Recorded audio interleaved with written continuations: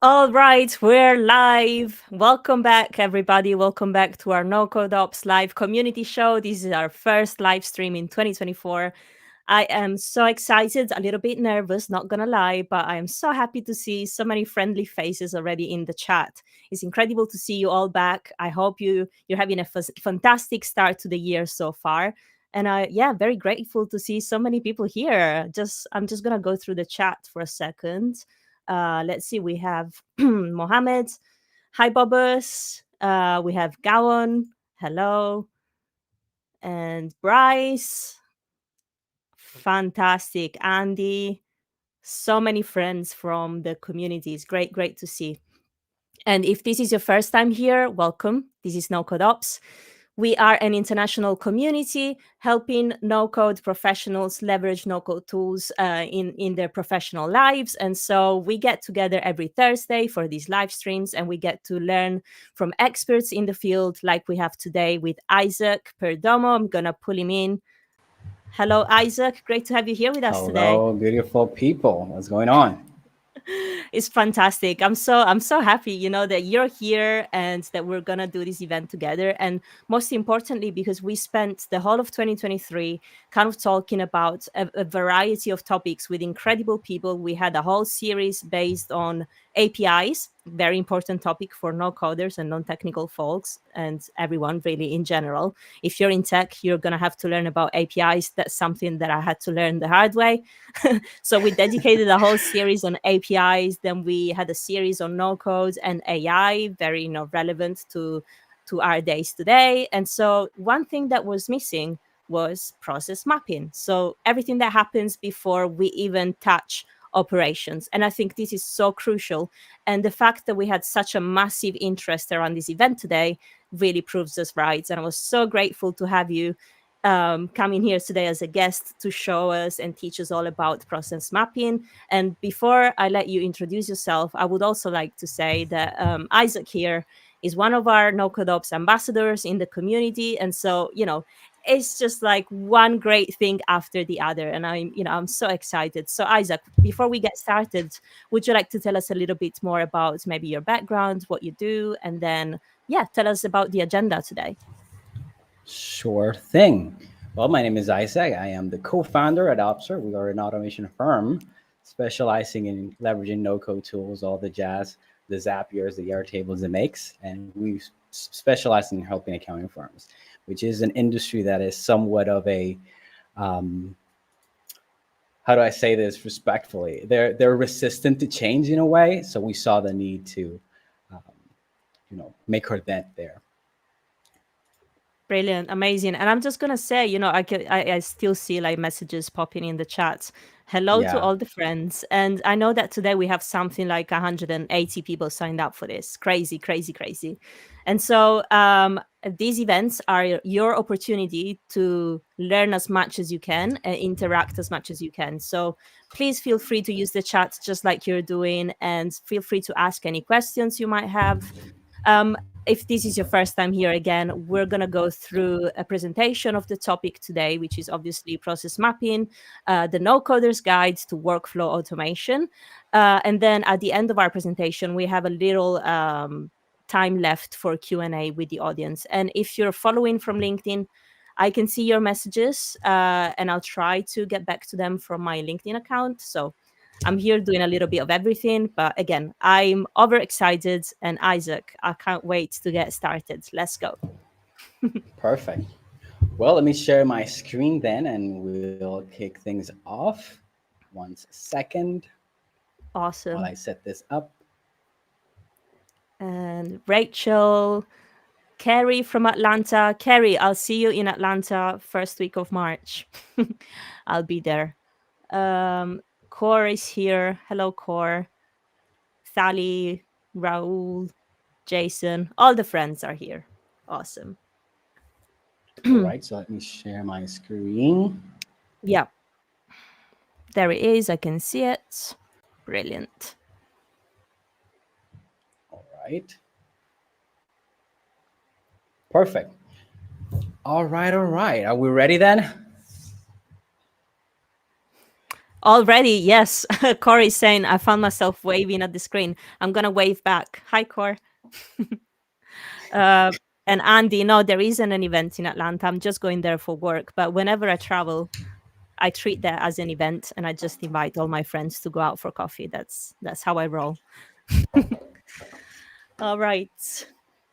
Perfect. Well, so let's kick things off then. We're going to be talking about how to map your processes so you can automate inefficiencies. And just a quick disclaimer, just like many of you in the room, and I'm automation person, and I'm not, the process management consultant with 20 years of experience, but hopefully I'll be talking about the topic from the perspective of the foundations we've learned and what has been useful to us. Okay. So I created a presentation with a couple of different people or avatars in mind. The first is like the small business owners that's looking to rely more on systems, maybe less on people, less on their own head, and looking to standardize the process, because very often we have teams that there are 10 different people and each person is doing things in 10 different ways. And also we're going to look at the small business owner that's also looking to streamline their operations, which is like the whole goal of automation. I also created this with the automation professional in mind that's looking to get better clients, get paid before you automate, and uncover more fun stuff to build. I think I speak on behalf of the community that we enjoy what we do. So, hey, the more you uncover by process mapping for your clients, the more work you'll have to build ultimately. And also for the operations staff, the people that are maybe assisting, managing the day-to-day, that often find themselves having to get everyone on the same page and often lead these sort of like process improvement, automation, software implementations ideas, and they need to get buy-in both from their leaders, the person leading the company or leading the department, but also as well the people involved in the process.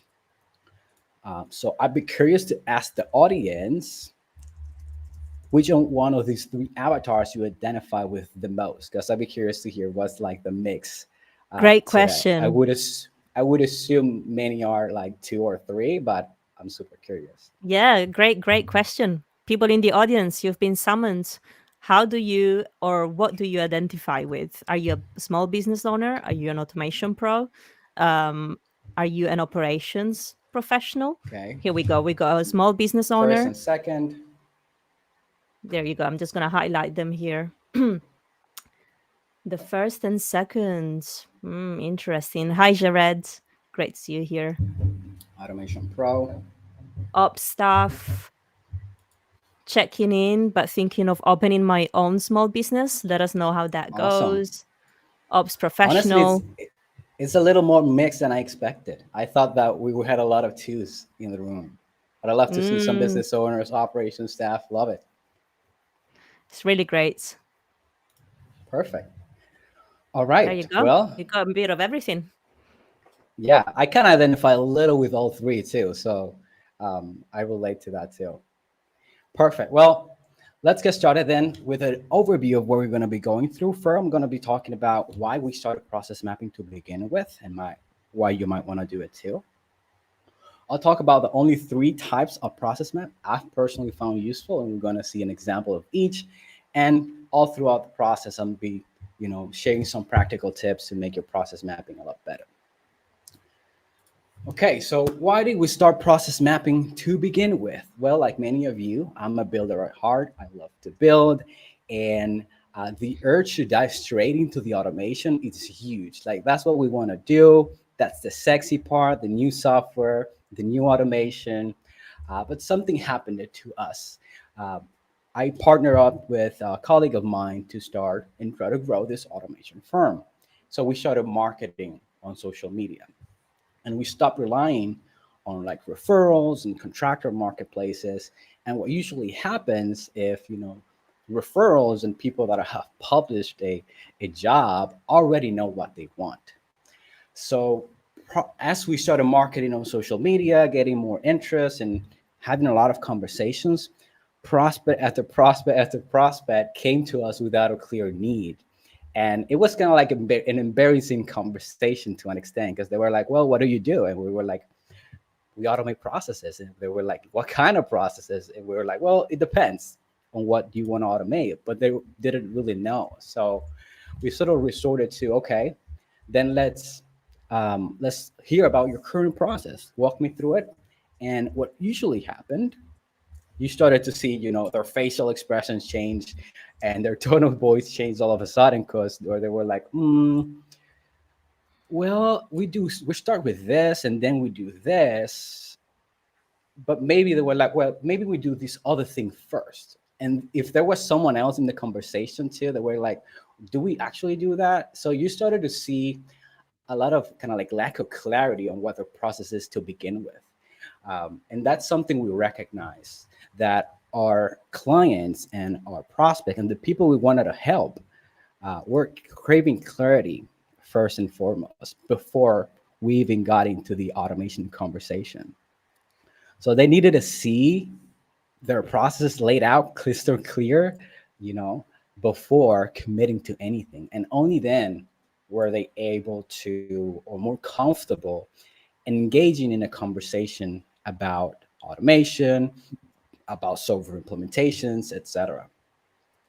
And despite the lack of clarity, we can like pitch our services anyways, and we lost a few too many deals until it hit us, and we were like, dude, we have to do something about this. So that's kind of how we realized, and we started to test with this concept of process mapping, and we started doing it for everyone. That's kind of like the first touch point, the first after a conversation or a discovery call with a prospect. That's kind of what we started doing initially for free, and we started to notice that things started to click both for us and for the client too. So we got a chance to better understand what they were currently doing, but even for them was incredibly useful and valuable to see all the steps at a glance and what are the improvements that we're going to make as a result, right? Like now we can see, okay, maybe you're doing this process manually, it's taking you 20 minutes. We know we can get that to 5, or maybe this process is taking you 15, 20, 30 minutes and we can automate it completely.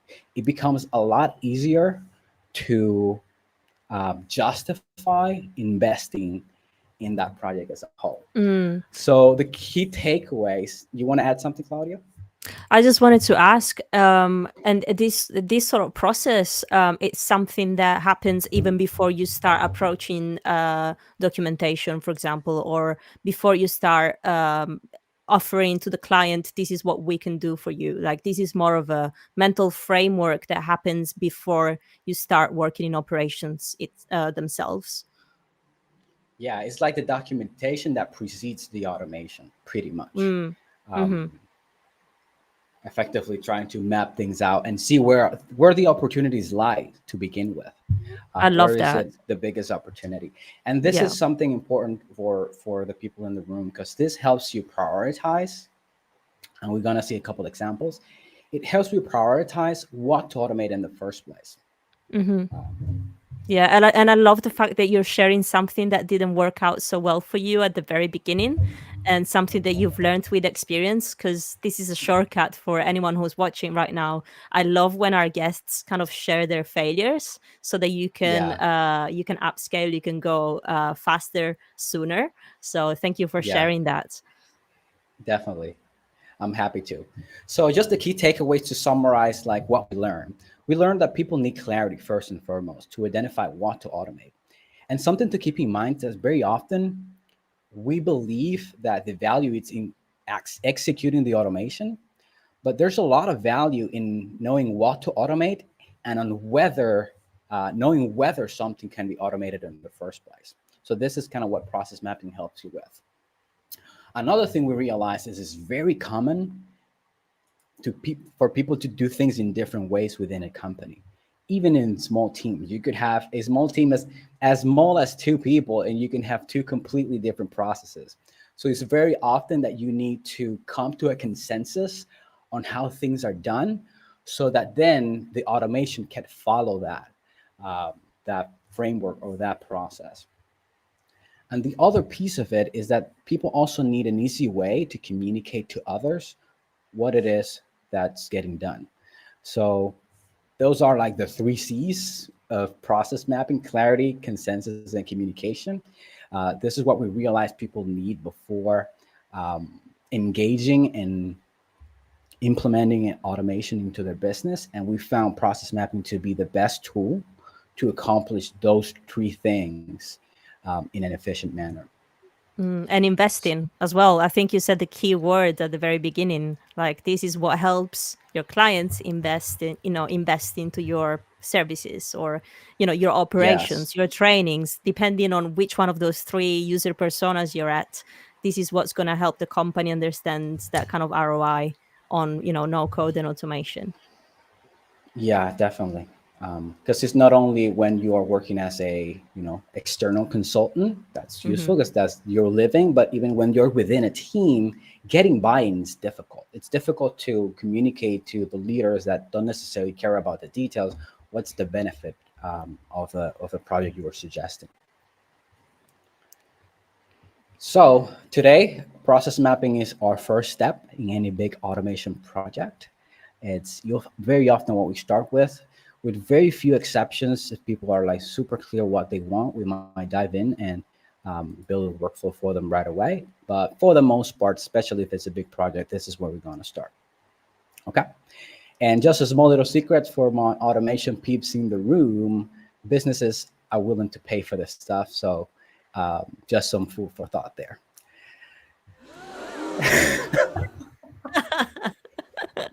Awesome. Okay. Sorry, you gotta let me play with the sound effects. Love it. I love it. Perfect. How long do you take to do it? Okay, I see a couple of questions popping up there. Maybe we can address them a little bit, and Claudia can kind of keep track of those as they come. Will do. We'll touch on that in a bit. Okay, let's talk about the three simple but extremely useful types of process maps. And I'll say again, there are million different ways to skin a cat. So this is going to be like the tools I found most useful that are relatively basic and simple to understand. So if you research business process management, which is like the discipline that studies the mapping and management and the improvement of processes, you come across with 17 different acronyms and Six Sigma, CPOC, that DMIC, whatever it might be, because there are many authors that have come up with their own ways of doing things. But in a nutshell, what we found particularly useful are three types of process maps. One is a high-level business process map, as its name suggests. It's just like the high-level steps that happen in a process. There's also the cross-functional business process map. It's also called often swim lane diagram or people process map. We're going to be looking at an example. This goes in a little bit more detail, and there's also detailed business process flowcharts that could be as long as you want and getting to the weeds of how things are done. So let's look at an example of each real quick.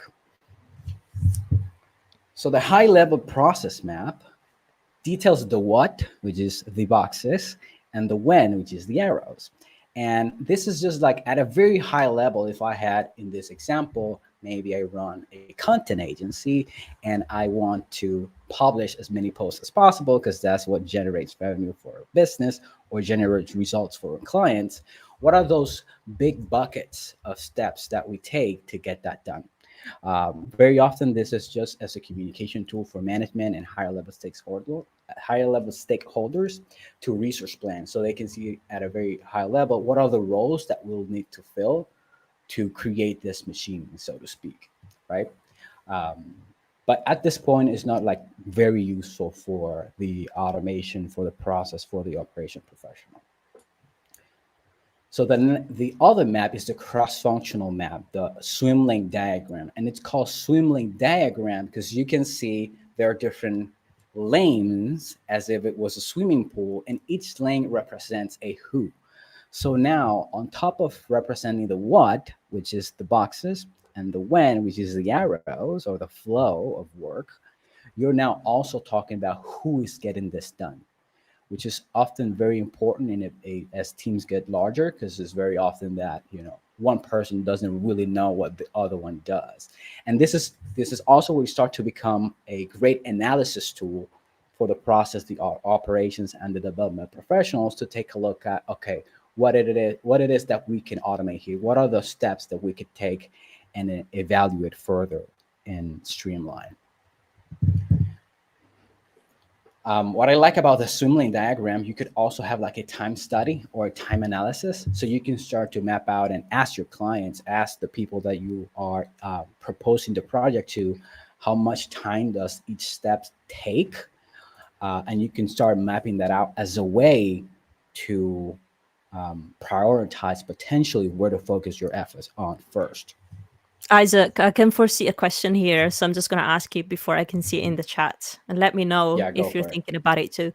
But Go will for we it. have access to these slides here, to the diagram and everything else? Can we have access to it? I mean, I'll have my LinkedIn and my email address at the end. So if you people reach out, I'm happy to share with them.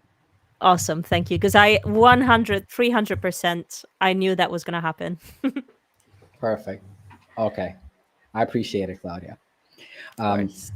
So again, this is going back to what we mentioned earlier, helping people prioritize what to work on. I mean, business owners, leaders of the company are going to love you because you're thinking about priorities, right? And as you can see here, there are two ways in which you can potentially prioritize some of these steps. One could be by role. So if you want to improve the client experience, you can start to look, okay, where is the client involved in this process? How can we make it easier for them? Also, you could start to think about, hey, what is our most expensive resource? For example, in this case, maybe it's the senior manager. How can we make sure that this person is as less involved as possible in the process because it's the most expensive person that we have? And of course, you also have the time analysis at the bottom where you might say, okay, let's tackle the steps that take the most time, as an example. So that's the cross-functional map, and it's probably my favorite one of all. The other type of process map is the detailed flow chart. And this is really when you dive deep into the how things are done. So remember here, you're talking more at a high level of what gets done and who gets it done. Here you start to dive deep into a level of detail that the automation could execute it. I like to see this as a visual SOP. So if you had an SOP in your company listed exactly what someone does with a very extreme level of detail, this would be essentially a visual representation of that. And this could also Mm. as an automation brief for you to, lay it out what are the automations going to look like.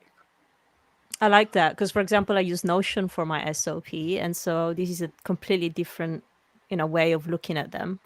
Yeah, it's really, really cool. And I see there's a comment that made me laugh in the chat. Prioritizing with colorful drawings for project managers. Hashtag classic. Hashtag I'm old. Love that. Love it, love it. And honestly, this is one that's depending on your personality, might be hard to do because we don't think in that level of detail naturally. For example, Claudia, if I ask you, Claudia, what's your morning routine? What Hmm. are you likely to reply? Coffee first. And then what? And then I sit here, turn on my laptop, and turn on my Notion and see I have a to-do list for each day of the week. I have a schedule of things to do that are regular. And then Okay. every Friday, I just add kind of extra things in my Notion that kind of adds up to that. But yeah, that's my morning routine. Okay. So I would argue that what you describe is a high level Mm. process map because you say I wake up, I drink coffee, I sit in my desk, I open up my project management, and I start working. Right. Mm-hmm. Those are like high level steps. But Mm-hmm. my mom is actually a teacher. She teaches programming for kids, and I've seen Right. her do some of these exercises where you have to think, okay, how do you do coffee? You have to like walk into the kitchen, pick the actual coffee, pick the machine, drop it there, wait for it, turn it on. That level of detail, we're not used to thinking through or thinking at that level. So this is kind of like what this would represent. that level of Mm. specificity, I love that. ideally. It's like a magnifying lens onto your process, which is, if I think about, for example, composing, which is something I do when I have time, like digital music, you see sort of a long bar, and then if you go deeper or if you use the magnifying lens on top of it, you see all the little notes that make your melody. Anyway, I'm not gonna Yeah, definitely. derail here, but yeah, I get what you're saying. Perfect. That makes sense. Okay.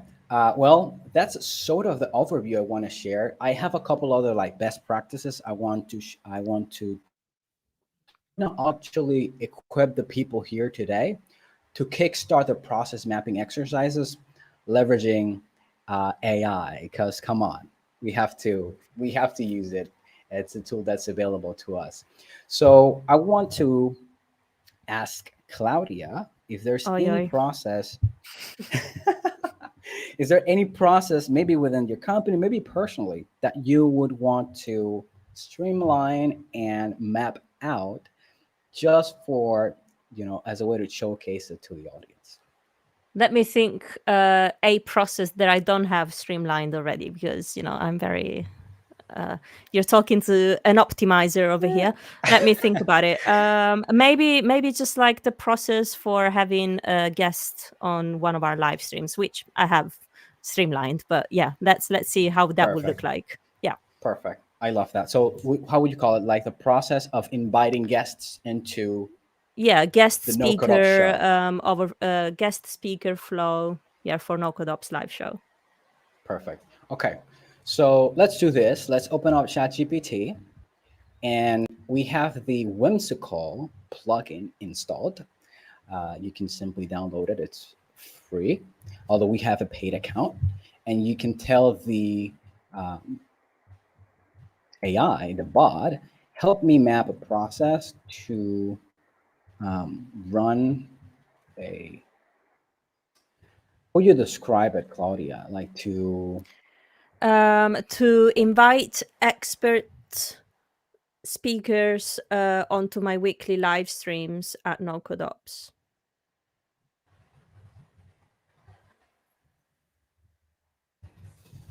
All I right, love that you let's see kind of what it comes up optimize with. my. I love that you optimize my own words. Thank you.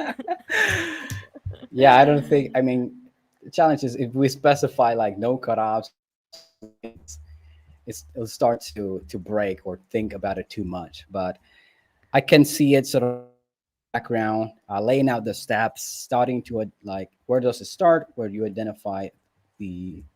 We'll see it on a visual format now. Okay, so here it is. This would be a good starting point. We identify the potential speakers. We research those speakers.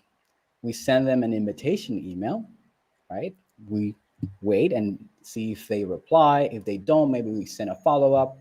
And if they don't respond again, we consider other speakers. Then we have the process of scheduling the interview, actually, preparing for interview questions, conducting the interview, doing the editing, releasing the episode, and then promoting the episode. So I think it nailed it. Um, Amazing. or would you add anything to this, Claudia? Let me go through it again. Go from the top. Yes, I let's was go. just Actually, I sharing, by the just clicked way, on if it. you, yeah, and I just shared the link to the plugin in the chat. So if you're interested, actually, let me put it here for LinkedIn people as well. There it is for you. I think Lucid also has a plugin, and there are various plugins like the to diagrams. So we happen to Awesome. have a paid whimsical account, so that's kind of what we use. Whimsical. All right. And is that ChatGPT for? Yes, yeah. Yeah, So it plugins, is. it's currently only available in ChatGPT 4. I don't Yeah. think it is. Giovanni, good to see you Giovanni, here, man. our next speaker for next week. Little Yeah, I'd love to sneak see him peek. here. All right, let's Perfect. go. Start, identify potential speakers, research the speakers, send the invitation email, response received. Though, of course, they would say yes, because who would say no? I'm joking. But you have the two, which is great that ChatGPT thinks about a potential no. Schedule the interview, prepare interview questions, conduct the interview, post production, editing. I wish. Uh, Release the episodes and promote episodes. Yeah. Nailed it. Perfect. Awesome. Yeah. And what's interesting about this too is that if I click here, I can take that diagram and start editing it. And for example, if I wanted that to me would be like a more detailed, business process map. We can turn it into a swim lane diagram if you want it. I know it's just you at the moment, but maybe you would have help eventually. Maybe you have a video editor. Maybe you've had a, I don't know, podcast manager who's the ones reaching out. So as the operations become bigger and there are multiple people involved, this becomes extremely important to map out so you understand what each person's role is. I saw, Amanda Baker from Zapier. Hello, Amanda. This is giving me lots of ideas. Great to hear because we're big fans of Zapier. Awesome. Good to hear it. Well, let me go back to the presentation real quick. And I want to Yeah. walk through just a couple of other best practices to keep in mind. And then from there, we'll open it up for questions. All right, so 3 best practices to keep in mind as you process map. Process mapping is like a story. So you should always have a beginning, a middle, and an end. It is important that the end is a countable, discrete result that matters to the business. Because often if you have a hard time defining all 3, it might not be a process suitable for mapping. And just to share an example here, this comes from a book called Workflow Modeling by Alex Sharp. And he effectively is trying to define what's a business process. And as you can see here, you have different levels of specificity, right? If you say customer relationship management, is that something you can map out? There are probably a lot of processes within that. So an example he has is acquire new customer as an example of a business process that has a beginning, potentially, an inquiry, a submission in a form, whatever it might be, and has a specific outcome, which is a new customer. And it is an outcome that matters to the business. So you have other potential things like the CRM, the more specific activities that happen to make this occur. You want to, as much as possible, sort of like when you're mapping out at a high level, try to map a process that's delivers an outcome that matters to the business. So that's like the right level of specificity. So we do have, And I now, don't know if you want to take one question now because it just relates to the slides. It might go not for make it. sense later, but from Giovanni here, what process do you advise for keeping these up to date as processes change? Interesting. So the way I look at some of these processes, like the high level process map, the swim lane diagrams, the cross functional maps, these are often used as analysis tools. So they're not necessarily like what people will actually use to execute the process later on. So that's something maybe to consider. As to how to keep the processes up to date, there are tools that exist for that, like Operator, shameless plug. And of course, there are other tools. Um, there are many tools that exist for kind of those purposes. Brilliant. Thank you. Best practice. All right. So best practice number 2, real quick. Language matters. As much as you can, use like verb, noun, and try to avoid vague verbs as much as possible. So manage, process, handle. Oftentimes, this could mean anything and could be interpreted in different ways. As an example, if you tell a customer success or a customer support representative to process a customer request, what exactly does that person has to do, right? And one little trick, it's like ask why or how does that verb happen. So how do you process? It will prompt you to be more specific. So how do you process a customer request? Maybe you reply to an email. Maybe you resolve the issue if it's an issue. Maybe you answer the question. Maybe you escalate the issue if you cannot resolve it right then and there. And you could even dive even deeper, right? Like, how do you escalate? Maybe I forward the email to another department rather than just saying process, because process can mean anything for for different people.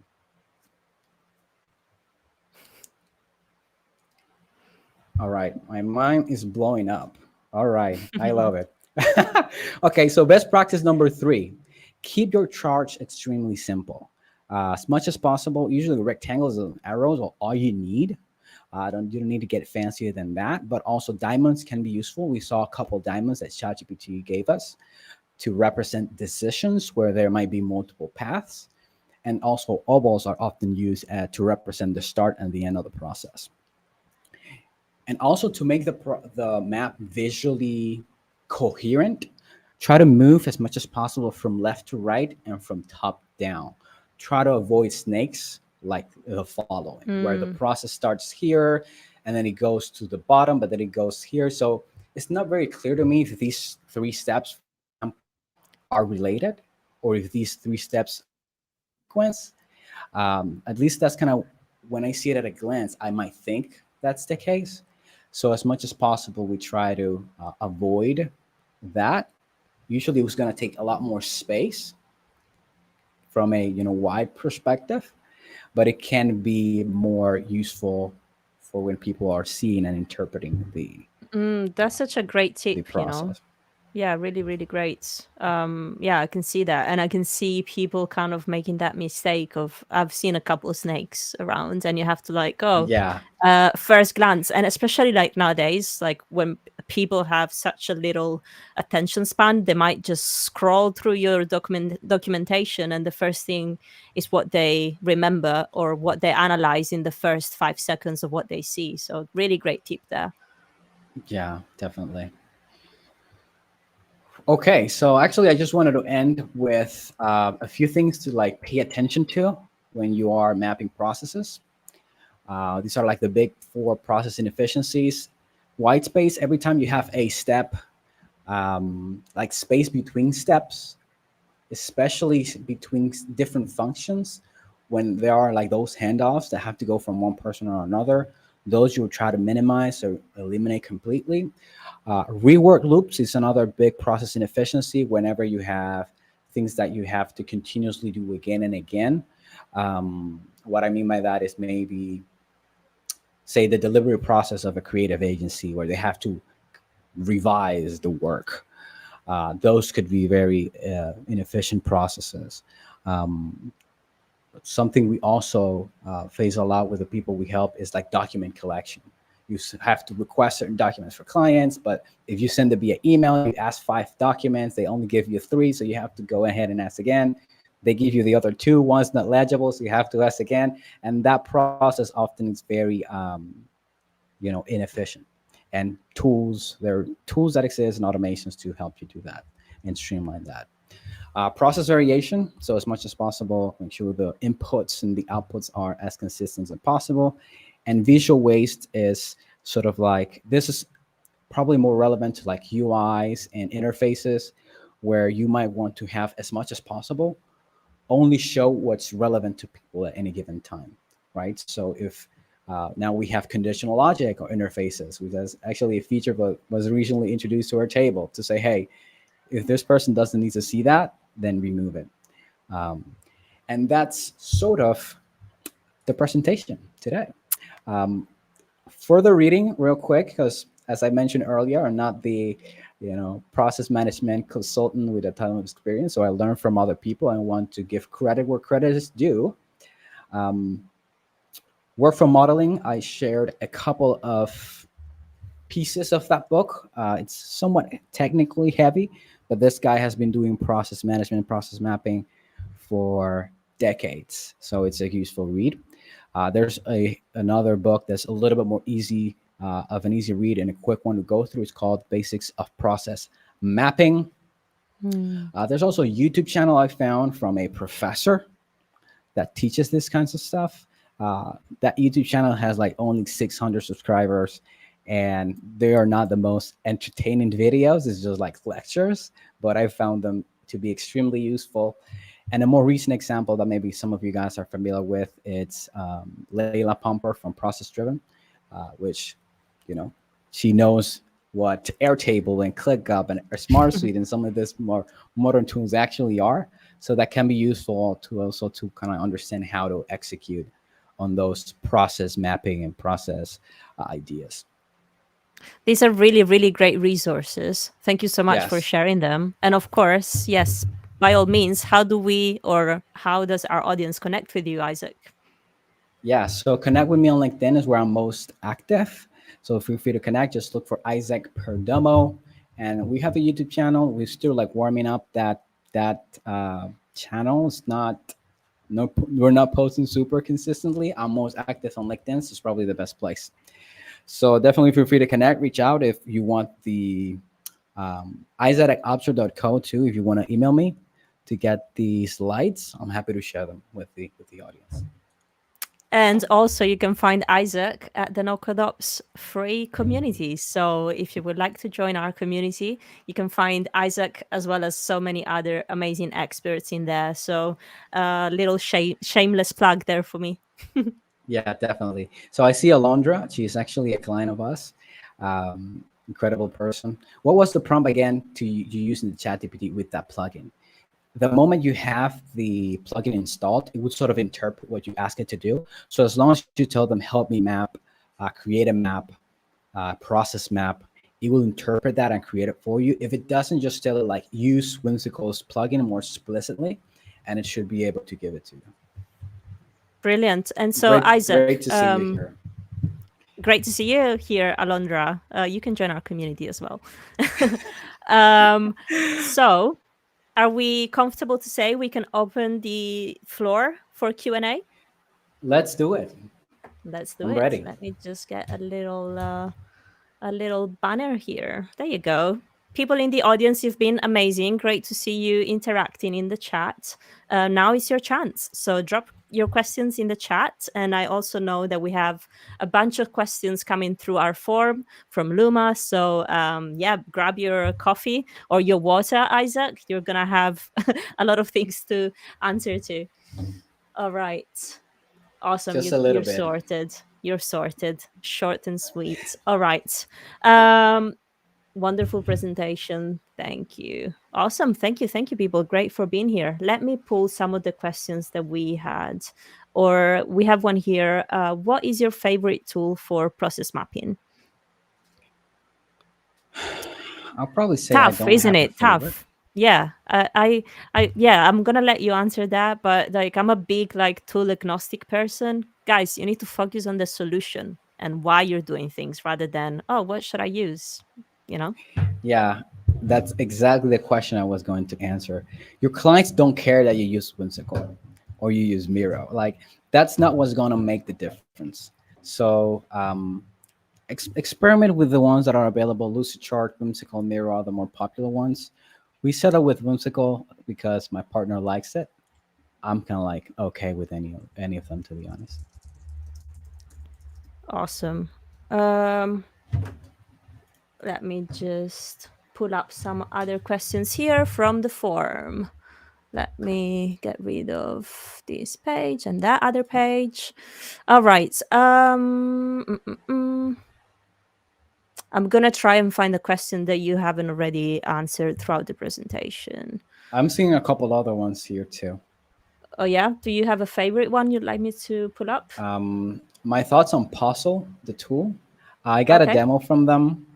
Mm-hmm. I do like what they're trying to do. So definitely check them out if you're interested, because they're wanting to effectively compete with some of those bigger tools and be a lot more specific and modern and stuff like that. Um, Again, I'm sort of Mm, not biased to any tool in particular, but probably worth looking into. right. Um, one piece we got a question here from Andy at Glides. Hi, Andrew. Um, what's the one piece of advice for folks that are new to process mapping? Good question. Start process map, practice, even if it's like a personal process that you want to map out. I mean, practice makes perfect. So start there. Brilliant. Brilliant. Let me see. Um, mm, mm, mm.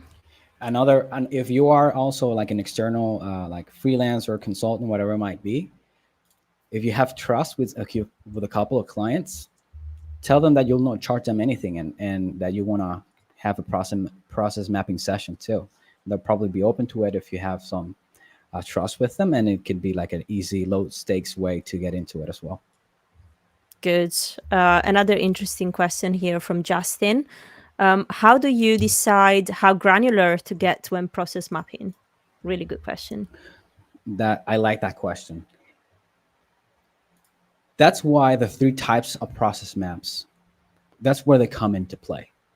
So the fact that you have, and that's also why I shared like the how many boxes they might have. Because for example, if you're mapping something at a high level in a high level process map, it's just 5 to 10 steps. So you cannot afford to be so specific. Then you dive into the cross-lane, cross-functional map. At that point, you want to be specific, more specific about the what without getting into the how. That might be a good litmus test. And then with the business process flowchart, honestly, you just have to go as specific as you need to, for you to build the automations later on.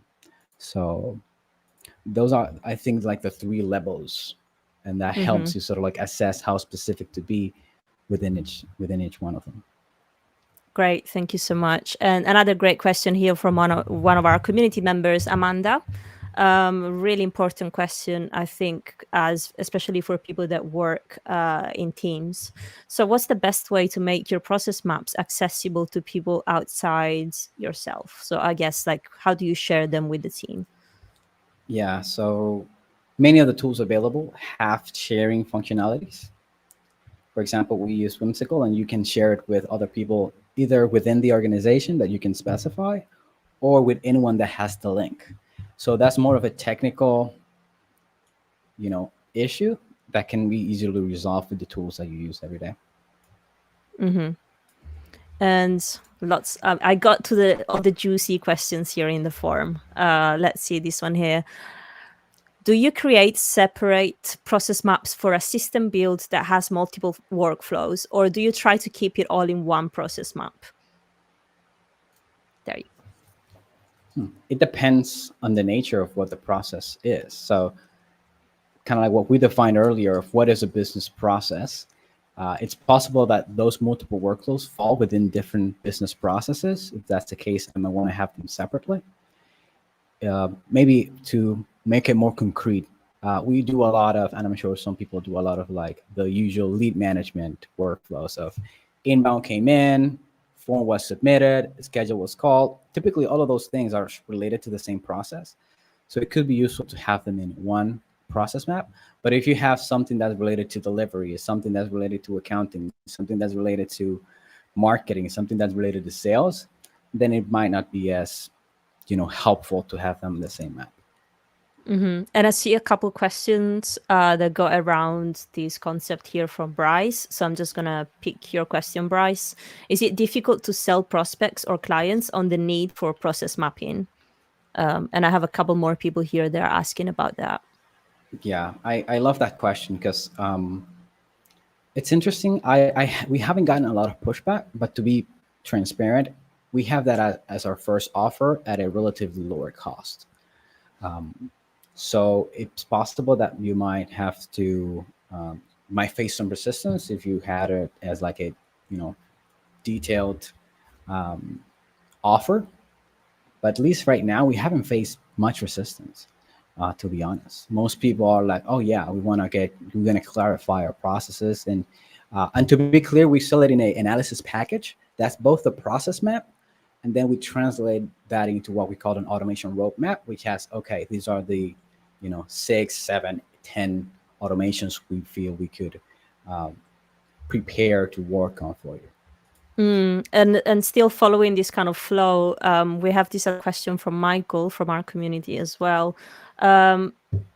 Were you able to kind of put a number in front of the kind of usage of process mapping? So he says, how much does process mapping improve your build speed? So I'm thinking, when you approach a client or a prospect, are you able to say to them, process mapping is going to allow you to save X amount of time or money, or is that a conversation that you don't have? I guess I'm expanding on Michael's question here. Yeah, but I think, as I mentioned earlier, I feel like the benefit of the process map is not necessarily to improve build speed, is to align on priorities. Because very often, if you end up automating something that wasn't really solving the client's needs, doesn't matter how quickly you built it. So for the most part, I think that it's more of a communication tool to align on what's important to the client and what are the priorities, the big rocks, the big things you could tackle that are taking the most time, maybe that the most expensive resources in the company are doing, etc. So it's like a communication and a priority tool more than a, way to speed things up, in my opinion. Awesome. Well, thank you so much, Isaac. If you don't mind me, we have an extra special guest coming into our stream Perfect. today. Let's do it. And I'm just gonna call him in now. Hello, Phil. Hi. Welcome What's to our up, Phil? NoCodeOps Live Community Show. So rad. Isaac, this has been amazing. I've just been like sitting here with my jaw on the floor of like how beautifully and eloquently you're able to like explain all of this. I didn't even know what some of the Appreciate shapes it. meant in the world of process. And I've definitely been guilty of like snaking some things. So Love this has it. been amazing.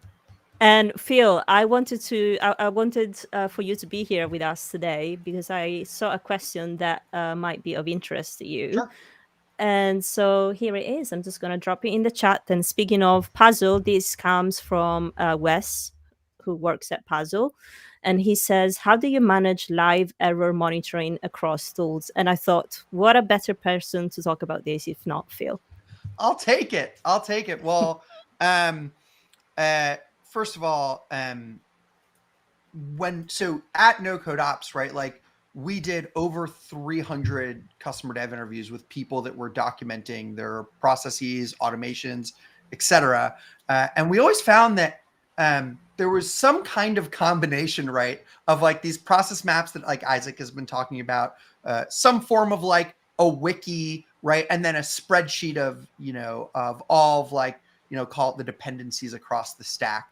And we looked at that from the perspective of tooling and thought to ourselves, if we had to start in one area, right, like where would that be that would really influence everything else? And whenever you're building something, whenever you're changing something in a process or an automation, whenever you're debugging something, the number one thing that we found that got in the way for people, the number one form of documentation we saw people updating no matter what, was what dependencies are relying on this thing, right? So the way we see dependencies at Operator and the tool that we've built here is like, there's an automation. An automation can have multiple endpoints related to it. So think of all the things that are used in that automation, right? The field, the object, the app, etc.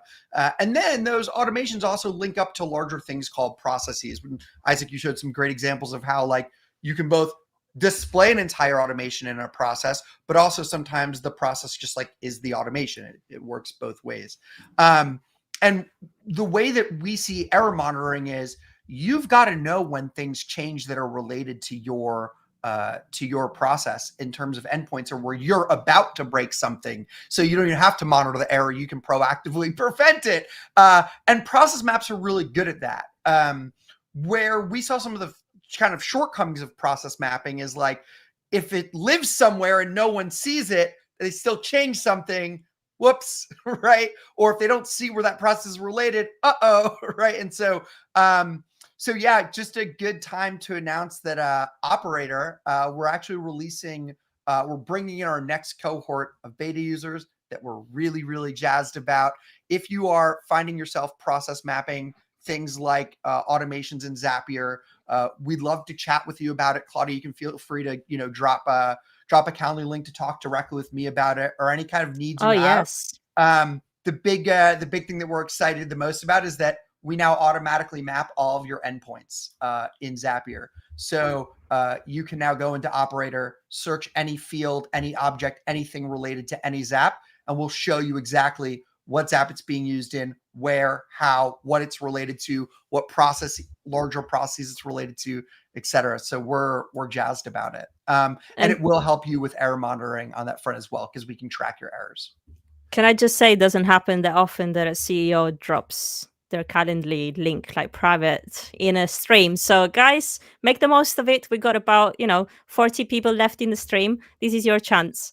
Yeah, we'd love to talk to you about Operator, about process stuff in general. But yeah, Isaac, this has like been phenomenal. I'm curious on that front, Isaac, right? Like when you've seen people map automations, right? Like how have you been seeing people manually keep that stuff up to date? I'm curious. Great question. You're on mute, Isaac. Oh. Yeah. I'm sorry about that. I There you muted go. myself, remember? Yeah, so I was gonna say, like, at least I speak about on behalf of our company. We did a lot of, it is essentially duct taped between different tools, right? So it's like a Google Docs, a Google Sheets, often a couple of whimsical flowcharts. One thing we found useful is like trying to keep things in one tool, whether it is a giant Google Docs potentially, or like a whimsical that you can connect, for example, the higher level process, and you click through, you get into the one that's more specific. Yep. But also, as some of the people mentioned here, like Giovanni, those you would have to continuously update as you update your automations too. Yep, totally agreed. And I'd say for us, like that's like a big reason why we started with like the dependency stuff, because we have hooked into so much of the Zapier metadata that like eventually when we do get into more process mapping type of things, like one day in some way, shape or form, that like we want you to be able to have those things automatically be updated instead of you having to manually do them. Dreams, one day. And then my other question for you is, in documentation, have you used the embed features from like Whimsical and all of that stuff, where like you're embedding your flowcharts into different places and making them searchable? I don't know if you guys are familiar with another tool, kind of similar-ish to Puzzle, not really, that the people at Extract Hay are building. I can't recall the name at the moment, but they have like a way for you to like centralize and embed different things, like maybe Google Slides about the proposal.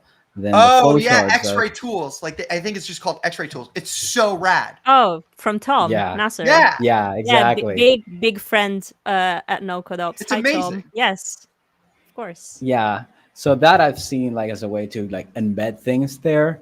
It's not something we've done. Again, we've tried to keep things simple, at least for the time being, and we choose one or the other, right? Either it is text-based and we just put it in a big old Google Docs, or it's visual, we put it in a whimsical board, and we try to link things together. So rad. Isaac, just a big thank you again, man. This was Let's give him a round of applause. So rad. There he is. We just learned from you as